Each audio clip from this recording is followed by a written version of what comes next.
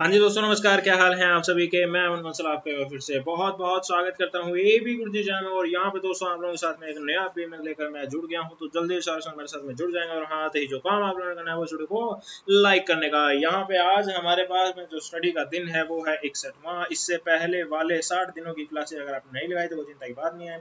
इन 60 दिनों की क्लासों को मैंने आपकी सुविधा के लिए प्ले लिस्ट में डाल दिया, और उस प्ले लिस्ट का लिंक इस वीडियो के डिस्क्रिप्शन में गिवन है। यहाँ पे पेपर 1 की भी फ्री ऑफ कॉस्ट कोचिंग दी जा रही है, उसके बहुत सारे लेक्चर लगाए जा चुके हैं। उन सब लेक्चर मैंने प्लेलिस्ट में डाल दिया, और उस प्लेलिस्ट का लिंक भी इस वीडियो डिस्क्रिप्शन में गिवन है, तो आप इस वीडियो के डिस्क्रिप्शन को जरूर देख लीजिएगा। जेरफ क्यों भाग रहे हैं, ड्रीम और जेरफ परेशान बना रहा है, बहुत से सुनने सुना रहे हैं, दिलो जान से लगे हुए हैं। टॉपिक आज का हमारा है amalgamation, acquisition and holding company accounts. Amalgamation, इससे पहले एक लेक्चर आपके लिए मैंने लगाया था जिसमें मैंने आपको एक साथ में अमेलगामेशन के बेसिक्स डिस्कस किए थे। तो अगर आपने उस वीडियो को नहीं देखा तो आप इस वीडियो को डिस्क्रिप्शन में उस वीडियो के लिंक को पा जाएंगे, तो आप उस वीडियो को सबसे पहले देख लीजिएगा ताकि आपको अमेलगामेशन के बेसिक्स पता लग जाए। आज मैं आपके साथ में अमेलगामेशन की थोड़ी सी एडवांस लेवल की डिस्कशन करने वाला हूं, तो उससे आपको अच्छे तरीके से अमेलगामेशन कवर हो जाएगा। हम नेट के एग्जाम के लिए पढ़ रहे हैं, ऐसे में एक्विजिशन और होल्डिंग कंपनी अकाउंट उतना मैं आपको करवाऊंगा जितना आपके लिए जरूरी है। बेफिजूल की चीजें मैं आपके साथ में डिस्कस नहीं करूंगा। मेरा यह मानना है कि सिलेबस जो है वो वैसे ही बहुत वाइड है, ऐसे में हर एक टॉपिक के डेप्थ में नहीं जाएंगे। जो क्वेश्चन आपसे एग्जाम में पूछे गए हैं या पूछे जा सकते हैं उसके बारे में ही डिस्कशन कर ले, तब भी हम काफी हद तक इसे कवर कर सकते हैं। तो खैर, ए बी गुरुजी शाह का नाम है, यहाँ पे हम आगे की ओर बढ़ते हैं। तो फेसबुक का हमारा जो ग्रुप है उसका नाम है target zero June 2020 with A B Guruji. Telegram का ग्रुप है ए बी गुरुजी नाम का। इन ग्रुप्स को आप लोग जरूर ज्वाइन कर लीजिए, इससे आपको काफी फायदा मिलेगा। एमसीक्यूज वगैरह यहाँ पे शेयर किए जाते हैं, और ए बी गुरुजी नाम का जो टेलीग्राम ग्रुप है इसके आपके साथ में क्यूज वगैरह शेयर किए जाते हैं, जिसका आपको बहुत अच्छा फायदा हो जाएगा। अगर आप डिस्कशन का हिस्सा बनना चाहते हैं, नोट्स वगैरह फायदा लेना चाहते हैं, तो एक और ग्रुप है जी टेलीग्राम का, ए बी गुरुजी ग्रुप। इसका हिस्सा बनने के लिए आप हमें मैसेज कर सकते हैं ऊपर दिए गए व्हाट्सएप नंबर पर।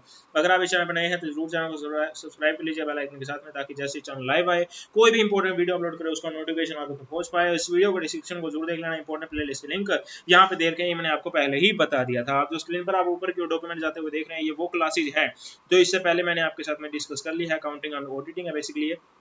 तो अकाउंटिंग एंड ऑडिटिंग हो गया, बिजनेस स्टैटिक्स हो गया, बिजनेस इकोनॉमिक्स हो गया, अकाउंटिंग फाइनेंस हो गया, ये सब मैंने आपको कंप्लीट करवा दिया। इसकी अलग अलग प्लेलिस्ट आपकी सुविधा के लिए दे रखी है। वो सब प्लेलिस्ट आपको स्क्रीन पर टाइप करेंगे तो राइट अपर कॉर्नर में एक आई बटन आएगा व्हाइट कलर का, वहां पर आपको देखने को मिल जाएंगे। ठीक है जी, ठीक है सर, हम उन सब वीडियोस को देख लेंगे और हम सबको ये सारी चीजें पता लग गई हैं। अब हम थोड़ा सा नीचे की ओर बढ़ जाते हैं। तो आज हमने सबसे पहले अमेलगामेशन की वो डिस्कशन करनी है, और उसके बाद में हमारे पास में पक्का हो जाएगा अमेलगामेशन। इतने सभी स्टूडेंट जो हैं वो अटेंडेंस लगाना शुरू कर देंगे डियर। अटेंडेंस बहुत जरूरी है, सभी स्टूडेंट अटेंडेंस लगाना शुरू करेंगे डियर। हाँ, स्टूडेंट की रिक्वेस्ट आती है कि सर आप वीडियो के अंदर ही बोल दिया करो हमारे को। हाँ, हम ना कमेंट नहीं देख पाते जब प्रीमियर हो रहा होता है। ठीक है जी, ठीक है, मैं तो वीडियो में बोल दिया करूंगा। कई बार मेरे दिमाग से स्लिप हो जाता है, इसलिए मैं बोलना भूल जाता हूँ, तो मेरे को कमेंट के माध्यम से बोलना पड़ता है। चलो जी, इंपॉर्टेंट पॉइंट्स ऑफ अमेलगामेशन हम डिस्कस करने हैं। देखिए क्या है कि कल मैंने आपको बता दिया था भाई अमेलगामेशन क्या होता है, एक्सटर्नल रिकंस्ट्रक्शन क्या होता है, इंटरनल रिकंस्ट्रक्शन क्या होता है, ऑब्जॉर्प्शन क्या होता है, मर्जर क्या होता है, नेचर ऑफ परचेज क्या होता है। तो अब हमने जो एडवांस लेवल में देखना वो ये कि अमेलगामेशन के अंदर एंट्रीज किस तरीके से की आती है। जैसे मैंने आपको बताया था भाई, ए लिमिटेड है, बी लिमिटेड है, वो दोनों बंद हो गई है, अब सी लिमिटेड की ओर चलने जा रही है। तो इसी तरीके से हमारे पास में जो अब्जॉर्प्शन है वो भी ऐसा ही होता था, होल्डिंग कंपनी अकाउंट्स में भी इसी तरीके से है, एक्विजिशन में भी इसी तरीके से। अकाउंटिंग ट्रीटमेंट जो है वो सेम तरीके से है। तो हम क्या करते हैं, जो एक विक्रेता है, वेंडर का मतलब होता है विक्रेता कंपनी, तो विक्रेता कंपनी जो होती है वो किस तरीके से एंट्रीज करती है उसके बारे में हम डिस्कशन कर लेते हैं। एग्जाम में क्वेश्चन पूछा गया है। वो क्या करती है, सारी की सारी जो उसकी असेट है जो ट्रांसफर करने वाली नहीं है उसको छोड़कर, और जो लाइबिलिटीज है उसे वो रियलाइजेशन अकाउंट के अंदर डाल देती है। अब आप जानते हो कि कोई बैलेंस शीट है, उसमें हमारे पास में दो साइड्स होती हैं, एक तो है लाइबिलिटीज और एक होती है असेट्स।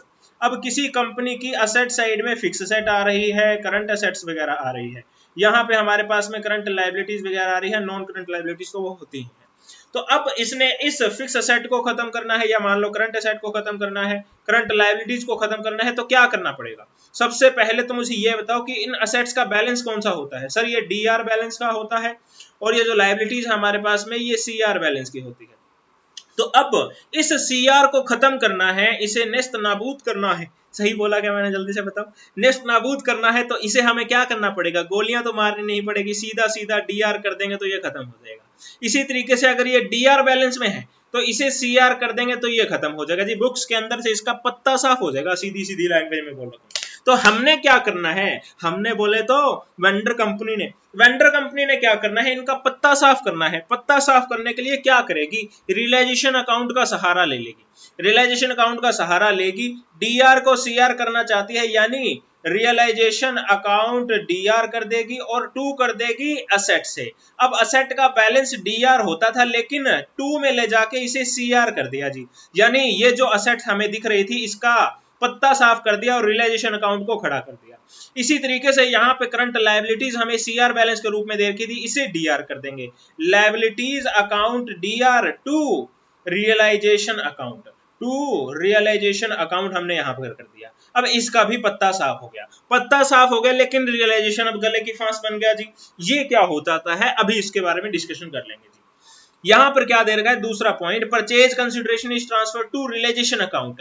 अब जो विक्रेता कंपनी है वो यूं ही तो ट्रांसफर नहीं कर रही ना, इसके बदले में कुछ तो मिलेगा इसको। जी हाँ सर, बिल्कुल मिलेगा। तो जो मिलने वाला है, परचेज कंसिडरेशन जो मिलने वाला है, उसे वो यहाँ पे रियलाइजेशन अकाउंट के अंदर ट्रांसफर कर देगी। जी हाँ सर, यही तो लॉजिक की बात है, क्योंकि जो असेट हमने ट्रांसफर की है, जो लायबिलिटी हमने ट्रांसफर की है, इसके बदले में जो चीज हमें मिलने जा रही है उस चीज को भी तो हम रियलाइजेशन अकाउंट को बताएंगे। जी हाँ sir, purchasing company DR, purchasing company account DR to realisation account. हाँ जी, टू रियलाइजेशन अकाउंट। बहुत सिंपल सी एंट्री है, याद हो जानी चाहिए डियर, लॉजिक के साथ में एग्जाम में क्वेश्चन पूछा जा चुका है।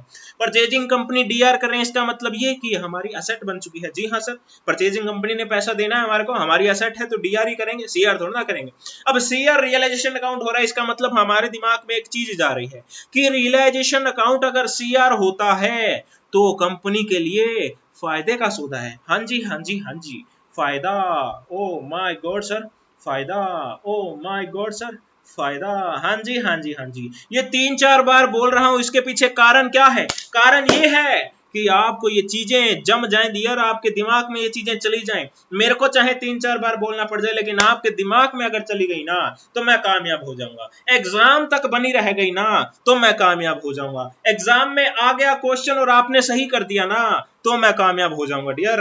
ये चीज मैं आपको बताना चाहता हूं, ये छोटी छोटी चीजें होती हैं डियर, यही छोटी छोटी चीजों का नाम कंटेंट होता है, इन्हीं छोटी छोटी चीजों का नाम कॉन्सेप्ट होता है डियर। ये चीजें अगर आपको पता लग जाए तो आपको पता लग गया रियलाइजेशन अकाउंट अगर सीआर होता होगा तो हमारे को फायदा हो जाएगा। जी हाँ सर, एक चीज हमने पकड़ ली है, परचेजिंग कंपनी डीआर हो चुकी है, अब परचेजिंग कंपनी पैसा दे रही है, तो कैसे एंट्री करेंगे। परचेजिंग कंपनी को आपने अभी तक डीआर कर रखा था, परचेजिंग कंपनी ने पैसा दे दिया तो आप जानते हो cash account DR to purchasing company आपके पास में हो जाएगा। जी हाँ सर, सीधी सीधी एंट्री थी, परचेजिंग कंपनी को एक बार डीआर किया, एक बार सीआर किया, बात खत्म होगी और कैश हमारे पास में आ गया। अब आपके पास में एक चीज याद करने वाली रह गई, वो है रियलाइजेशन अकाउंट का सीआर बैलेंस फायदा, रियलाइजेशन अकाउंट का डीआर बैलेंस नुकसान। चलो जी, अब तीसरी लाइन की ओर बढ़ते हैं जी। Now if any balance left in realisation account. Sir any balance का क्या मतलब है, कोई बैलेंस बचेगा या नहीं बचेगा, डाउटफुल है क्या। हाँ जी डाउटफुल है, अभी बताऊंगा किस तरीके से। It will be transfer to share holder account in vendors book. ये लिखो जी, ये वेंडर की बुक है, ये वेंडर की बुक है, इस बुक के अंदर बैलेंस शीट बना रखी है। बैलेंस शीट में यहाँ पे फिक्स असेट है, यहाँ पे करंट असेट है, यहाँ पे करंट लायबिलिटीज है। अब इन्होंने क्या किया, यहाँ पर फिक्स असेट है मान लो 1 लाख रुपयों की, यहाँ पर करंट असेट है 20,000 रुपयों की, और यहाँ पर करंट लायबिलिटी है 50,000 रुपयों की। इन तीनों को इसने रियलाइजेशन अकाउंट में ट्रांसफर कर दिया। रियलाइजेशन अकाउंट डीआर कितने रुपयों से होगा जल्दी से बताएंगे, रियलाइजेशन अकाउंट सीआर कितने रुपयों से होगा जल्दी से बताएंगे। सर आपने अभी अभी हमें बताया था कि असेट का बैलेंस डीआर होता है, इसे हमें सीआर करना पड़ेगा तभी ये नेस्त नाबूद होगा, खत्म हो जाएगा। अगर इसे सीआर करेंगे तो रियलाइजेशन अकाउंट को डीआर करना पड़ेगा, यानी 1,20,000 रुपयों से रियलाइजेशन को हमने डीआर कर दिया है। ठीक है जी, बात समझ में आ गई। करंट लायबिलिटीज का बैलेंस सीआर होता है, इसे खत्म करना है तो इसे डीआर करना पड़ेगा। ठीक है जी, अगर इसे डीआर करेंगे तो सीआर रियलाइजेशन अकाउंट को करेंगे, यानी रियलाइजेशन अकाउंट 50,000 रुपयों से सीआर हो रहा है। ये तो हमने रियलाइजेशन अकाउंट में ट्रांसफर कर दिया। अभी के लिए आप देख रहे हो कि रियलाइजेशन अकाउंट का डीआर बैलेंस ज्यादा आ रहा है, ये नुकसान हो रहा है। लेकिन रुको रुको, थामा थामा, महाराष्ट्र की भाषा में बोले तो थांबा थांबा भैया, थांबा थांबा, क्या हो गया सर, थांबा क्यों है? अभी रुको, अभी इसके अंदर हमने परचेज कंसिडरेशन को भी ट्रांसफर करना है। हालांकि इसके अंदर ट्रांसफर करने वाली चीजें और भी बहुत होती है, लेकिन आपके लिए जो जरूरी है सिर्फ वही बता रहा हूं। अगर बीकॉम के एमकॉम के स्टूडेंट होते आप तो और भी डिस्कशन करता, लेकिन आपके लिए सिर्फ जरूरी वाली चीजें डिस्कस करूंगा। यहाँ पे सर हम करेंगे रियलाइजेशन अकाउंट को एक बार फिर से सीआर करेंगे परचेज कंसिडरेशन के रूप में।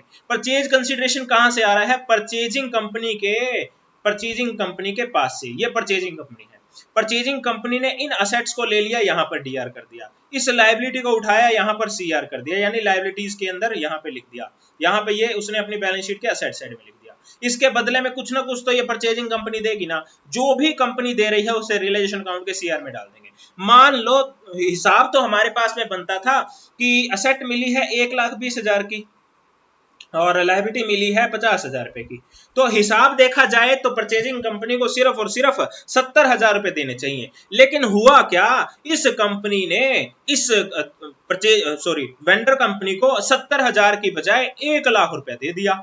अब 1,00,000 रुपए दे दिया तो आप जानते हो कि अब 1,00,000 रुपया मिल चुका है, मिलना चाहिए था सिर्फ 70,000, यानी रियलाइजेशन अकाउंट 30,000 रुपयों से ज्यादा सीआर हो चुका है, ज्यादा सीआर हो चुका है, यानी फायदा। हाँ जी सर, फायदा याद आ गया सर हमें, फायदा। वो फायदा कहां पर चला जाएगा? शेयर होल्डर के अकाउंट में ट्रांसफर कर देंगे डियर, यही तीसरी लाइन लिख रखी है। Now if any balance left in realisation account it will be transfer to share holder account. इसी का उल्टा कर दो, मिलना चाहिए था 70,000 और मिला है सिर्फ और सिर्फ 30,000, मान लो मिला है सिर्फ और सिर्फ 30,000। तो अब यहाँ पर क्या है कि 40,000 रुपए का नुकसान हो गया, 40,000 रुपए से डीआर बैलेंस हो गया, और डीआर बैलेंस सुनते ही आपके दिमाग में आ गया नुकसान, नुकसान, और ये नुकसान भी कौन बेयर करेगा? Share holder account. अब तीसरी कंडीशन और है कि 70,000 मिलना चाहिए था और 70,000 ही मिला है, ना ज्यादा मिला ना कम मिला, तो ना नुकसान हुआ ना फायदा हुआ, शेयर होल्डर अकाउंट बस बैठा रह जाएगा। कैसे बैठा रह जाएगा? उसको सिर्फ और सिर्फ उसके पैसे मिलेंगे, यानी इक्विटी शेयर कैपिटल मिलेगी, रिजर्व एंड सरप्लस वगैरह अकाउंट मिल जाएगा। यहाँ पे मिसलेनियस है तो वो भी मिल जाएगा, यानी उससे कम हो जाएगा, बस उसे इतना इतना ही मिलेगा, रियलाइजेशन का कोई प्रॉफिट उसे नहीं दिया जाएगा। तो ये आपके लिए बस इतना सा जानना जरूरी था। अगर आपने इतना सा जान लिया तो भी बहुत है। परचेजिंग कंपनी क्या करती है, वेंडर कंपनी क्या करती है, अकाउंटिंग एंट्री रियलाइजेशन अकाउंट के इर्द गिर्द जो घूमने वाली थी वही आपके लिए जरूरी थी। अब mutual debtor, mutual creditor, mutual BR, DR, वो सब चीज छोड़ दो आप। अगर आपको कोई एमसीक्यू उसका देखने को मिलता है तो इतना तो आप खुद भी कर सकते हो, ये मुझे विश्वास है डियर। तो वो म्यूचुअल वाली एंट्रीज मैं आपके साथ में डिस्कस नहीं कर रहा हूं। अब हम चलते हैं एक्विजिशन की ओर, बल्ले बल्ले करते हुए यूं खत्म हो जाएगा एक्विजिशन, कोई चिंता की बात नहीं होगी। क्या होता है एक्विजिशन? ये भी बिजनेस का परचेज ही है, परचेज ऑफ बिजनेस आप इसे बोल सकते हो। When a newly established company purchases the running business then it is called purchase acquisition of business. Definition आपके काम की नहीं है, बस आगे की ओर बढ़ना है, हमने जल्दी जल्दी खत्म ही करेंगे अब तो। The organization who is selling its business can be a sole proprietorship। अब sole proprietorship हो सकती है, पार्टनरशिप फर्म भी हो सकती है और कंपनी भी हो सकती है, यानी एक्विजिशन तो कहीं भी हो सकता है, कोई चिंता की बात नहीं है। The company selling its business will be called vendor। ये वेंडर कहलाती है। मैंने कल की वीडियो में आपको बता दिया था भैया, चाहे एक्विजिशन हो चाहे आपके पास में अमेलगमेशन हो, अकाउंटिंग एंट्रीज, अकाउंटिंग ट्रीटमेंट सब सेम ही होता है, हमारे पास में कुछ चेंज नहीं है, बस चैप्टर्स अलग अलग बना दिए गए हैं और उसमें थोड़ा बहुत चीजें जो है वो pre acquisition profit, post acquisition profit वाली कॉन्सेप्ट ले आए जी, उसके बाद में कंसोलिडेशन वाला कॉन्सेप्ट लेकर आ गए जी, और नेटवर्थ वाला कॉन्सेप्ट लेकर आ जाएंगे जी। तो वो अलग अलग चैप्टरों के अंदर ऐसे बांट दिया है। जब आप अमेलगमेशन की बात करते हो तो वहां पे आपसे एंट्रीज पूछी जाती है, एक्विजिशन के अंदर भी एंट्रीज पूछी जाती है, लेकिन उसमें क्या है कि आप जानते हो कि एक्वायर कब किया है बिजनेस को, एक्विजिशन कब किया है बिजनेस का, तो उससे पहले वाले जो प्रॉफिट थे, उससे पहले वाले जो खर्चे थे उसे किस रेशो में बांटा जाएगा, उसके बाद वाले जो खर्चे थे उसे किस रेशो में बांटा जाएगा, इनकम को किस रेशो में लेंगे, तो ये हमारे पास में जो डिस्कशन करते हैं वो एक्विजिशन में करते हैं। अब ये किस रेशो में बांटा जाएगा, जैसे मान लो प्रॉफिट है, अब एक्विजिशन से पहले का जो प्रॉफिट था और बाद का जो प्रॉफिट था वो झगड़ा करने लगे भाई कैसे बांटा जाएगा, तो उसे किस रेशो में बांटा जाना चाहिए, उसे बांटा जाना चाहिए यहाँ पर सेल के रेशो में। प्रॉफिट जो है वो सेल के साथ में रिलेटेड है, तो इसी तरीके से जो रिलेशन की बात करते हैं वो एक्विजिशन के अंदर करते हैं। और यहाँ पे लाइट चली गई अनफॉर्चुनेटली, बट आई गेस कि आपको मैं साफ साफ दिख रहा हूँ, मैं भी देख लेता हूँ, हाँ ठीक है, थोड़ा थोड़ा दिख रहा हूँ मैं आपको। चलो, तो यहाँ पे हमने आगे की ओर बढ़ना है एक्विजिशन में। The company selling its business will be called vendor. Some entries as in same entries as in amalgamation, जैसे भी है। All asset received will be DR. अब ये हम किसकी कंपनी में किसकी बुक्स में कर रहे हैं? परचेजिंग कंपनी की बुक्स में कर रहे हैं, ठीक है ना, परचेजिंग कंपनी की बुक्स में करेंगे। वेंडर की बुक्स में तो हमने पिछले स्लाइड में देख ही लिया था, अब हम परचेजिंग कंपनी बुक्स में देख रहे हैं। जो भी एसेट मिल रही है उसे डीआर कर दिया जी, जो भी लायबिलिटीज मिल रही है उसे सीआर कर दिया, कोई डाउट नहीं है, सीधी सीधी बात है, लायबिलिटी सीआर होती है, सीआर ही करेंगे। वेंडर का पर्सनल अकाउंट हमने यहाँ पे सीआर कर दिया क्योंकि ये हमारी लायबिलिटी हो गई है, वेंडर को पैसे देने हैं तो ये हमारी लायबिलिटी हो गई ना। अगर वेंडर को पैसे चुका दिए तो वेंडर को फिर से डीआर कर दिया, और कैश में पैसे चुका दिए, कैश में चुकाए तो कैश, बैंक से चुकाए तो बैंक, इक्विटी शेयर दिया है तो इक्विटी शेयर हमने सीआर में कर दिए। बस इतना सा आपके लिए जानना जरूरी था एक्विजिशन का। और जो अब आपको मेन पॉइंट लगता है कि भाई प्री एक्विजिशन और पोस्ट एक्विजिशन में किस रेशो में बांटेंगे, तो उसके जब आप एमसीक्यूज करोगे तो वो आपसे आसानी से हो जाएंगे, उसके बारे में डिस्कशन नहीं कर रहा। तो इतना ही आपके लिए जानना जरूरी था एक्विजिशन का। अब तीसरे पॉइंट की ओर बढ़ जाते हैं, होल्डिंग कंपनी। जब मैंने आपको कंपनी शुरू करवाई थी अकाउंटिंग एंड ऑडिटिंग में, कंपनी जब शुरू कराई थी उस वक्त मैंने आपको बताया था स्टैट्यूटरी कंपनी होती है, फॉरेन कंपनी होती है, रजिस्टर्ड कंपनी होती है, होल्डिंग कंपनी होती है। तो उस वक्त में मैंने आपको बताया था भाई होल्डिंग कंपनी वो कंपनी है जिसके पास में किसी दूसरी कंपनी के 50% से ज्यादा शेयर्स आ जाते हैं, या फिर डायरेक्टर्स का होल्ड 50% से ज्यादा का हो जाता है, तो वो हमारे पास में होल्डिंग कंपनी रहती है। Accounting in books of holding company, यहाँ पे अकाउंटिंग एंट्रीज की बात नहीं करते हम, यहाँ पे हम बैलेंस शीट की बात करते हैं। बेसिकली यहाँ पे कंसोलिडेटेड बैलेंस शीट का कॉन्सेप्ट भी हमारे पास में आ जाता है। तो खैर अभी उसकी ओर बढ़ने से पहले हम यहाँ पे परचेज ऑफ शेयर की बात करते हैं, क्योंकि हमें 50% से ज्यादा शेयर परचेज करने हैं ना। तो उसकी एंट्री क्या करते हैं? सिंपल सी एंट्री होगी, investment in share of subsidiary company account DR to bank या फिर कैश। ये हमारे पास में सिंपल सी एंट्री होती है, तो बचपन में ही सीख ली थी हमने, बचपन में बोल ले तो 11वीं 12वीं में। जी हाँ सर। अब उसके बाद में क्या है, डिविडेंड मिला है तो उसका झगड़ा हो गया, dividend profit from subsidiary company. अब सब्सिडरी कंपनी से डिविडेंड मिला है या मान लो प्रॉफिट मिला है, तो उसके लिए झगड़ा हो गया। वो झगड़ा हो गया तो उसकी फिर हमने निपटारा करवाया। किस तरीके से निपटारा करवाया? डिविडेंड और प्रॉफिट जो है दो पार्ट में हमने डिवाइड कर दिए। प्री एक्विजिशन प्रॉफिट यानी एक्विजिशन करने से पहले का प्रॉफिट, और एक्विजिशन करने के बाद का प्रॉफिट, ठीक है ना। जैसे मान लो ये हमारे पास में फाइनेंशियल ईयर है, ये फाइनेंशियल ईयर है 1/4/2020 से लेकर 31 मार्च 2021 तक हमने मिडल में जाके कहीं पर ये परचेज कर लिया जी, ये परचेज कर लिया। अब इससे पहले वाला जो पीरियड था, इससे पहले वाला जो पीरियड था वो pre acquisition, pre purchase period हो गया, और ये परचेज करने के बाद का पीरियड जो है वो पोस्ट एक्विजिशन हो गया, ठीक है ना। तो ये दो पीरियड हमारे पास में हो जाते हैं। अब इसके बारे में क्वेश्चन पूछा है तो आप बता सकते हो। चलो जी, अब इनके ट्रीटमेंट की बात करते हैं, तो कैसे करते हैं treatment of pre acquisition dividend और प्रॉफिट। अब इसका क्वेश्चन एग्जाम में पूछा गया, ध्यान रखना सभी। The profit prior to acquisition will be treated as a capital profit। हाँ जी हाँ जी हाँ जी। अब ये आपसे assertion reason के क्वेश्चन के रूप में, एमसीक्यू के रूप में, दोनों रूप में पूछा जा चुका है। Hence, this profit will be treated as recovery of the invested amount and will be credited to investment in share account। हाँ जी हाँ जी हाँ जी, credited to investment in share account। हाँ जी, किस तरीके से? बैंक अकाउंट डीआर, जो पैसा मिला है सब्सिडरी कंपनी से, इन्वेस्टमेंट को यहाँ पर कम कर लिया है। क्यों इन्वेस्टमेंट को कम किया गया? क्योंकि ये कैपिटल प्रॉफिट था और यहाँ पर इन्वेस्टमेंट को कम कर दिया गया है। पोस्ट एक्विजिशन डिविडेंड को किस तरीके से करेंगे? The profit after the acquisition will be treated as revenue profit. अब कहीं हमने इन्वेस्ट किए हैं, इन्वेस्ट करने के बाद में जो इनकम आएगी वो तो हमारी इनकम ही होगी ना। जी हाँ सर, वो तो हमारा रेवेन्यू प्रॉफिट ही होगा। अगर इन्वेस्ट करने से पहले जो कंपनी ने कमाया था उसमें से भी हमें हिस्सा मिल रहा है तो वो तो हमारा कैपिटल प्रॉफिट ही कहा जाएगा। हाँ जी हाँ सर, बात समझ में आ रही है हमारे को। तो इन्वेस्ट करने के बाद में हमारे हाथ में जो प्रॉफिट लगा वो रेवेन्यू प्रॉफिट है, यानी हमारी कमाई है, ये कमाई। Hence, this profit will be treated as revenue receipt and credited to profit and loss account, bank account DR to dividend, dividend के रूप में हमने इसे रिसीव किया है, और डिविडेंड को हम P&L अकाउंट के CR साइड में डाल देते हैं और P&L अकाउंट को यहाँ पे CR कर देंगे। जी हाँ सर, बात समझ में आ गई है, कोई चिंता की बात नहीं है, प्रेम प्यार से बता देंगे। आज के लेक्चर को मैंने जल्दी जल्दी आगे बढ़ाया है, वो इसीलिए क्योंकि इनमें से आपसे क्वेश्चन जो भी पूछे जाते हैं सिर्फ उसी के बारे में मैं आपके साथ में आज इसके बारे में डिस्कस कर रहा हूँ। वैसे ये चैप्टर्स बहुत बड़े हैं, जब आपने बीकॉम एमकॉम की होगी उस वक्त में भी आपने इनको पढ़ा होगा, और आपको पता है ये चैप्टर जो है वो 10-10 दिन आपके लेते हैं, लेकिन यहाँ पर एक ही लेक्चर में इसे समेटा गया है। तो इसका कारण यही है कि एग्जाम के पॉइंट ऑफ व्यू से जो जरूरी था वही आपके साथ में डिस्कस किया गया है।